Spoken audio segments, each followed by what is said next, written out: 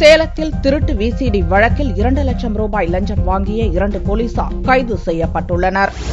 சேலம் மாவட்டத்தில் சமீபத்தில் வெளியான லிங்கா உள்ளிட்ட திருட்டு விசிடி விற்ற வழக்கில் 5 பேர் கைது செய்யப்பட்டனர். இவ்வழக்கின் முக்கிய குற்றவாளியான பரமேஸ்வரன் உள்ளிட்ட 3 பேரை வழக்கில் சேர்க்காமல் இருக்க 3 லட்சம் ரூபாய் கேட்டு இறுதியில் 2 லட்சம் ரூபாய்க்கு பேரம் பேசி முடித்த அன்னதானப்பட்டி காவல்துறை உதவி ஆய்வாளர் நவநீதகுமார், சிறப்பு காவல் உதவி ஆய்வாளர் வேணுகோபால் ஆகிய இருவரும் உயர் அதிகாரிகளின் பிடியில் சிக்கினர். விடிய விடிய நடந்த விசாரணையில் லஞ்சம் வாங்கியதை இருவரும் ஒப்புக்கொண்ட நிலையில் அவர்களிடமிருந்து 1,98,000 ரூபாயை பறிமுதல் செய்த உயர் அதிகாரிகள் இருவரையும் கைது செய்தனர். திருட்டு விசிடி தயாரிப்பில் ஈடுபட்ட 5 பேரை கைது செய்துள்ள போலீசார் அனைத்து பொருட்களையும் பறிமுதல் செய்து அனைவரையும் நீதிமன்ற காவலில் வைத்தனர். லஞ்சம் வாங்கியதாக போலீசார் கைதான சம்பவம் சேலத்தில் பரபரப்பை ஏற்படுத்தியுள்ளது.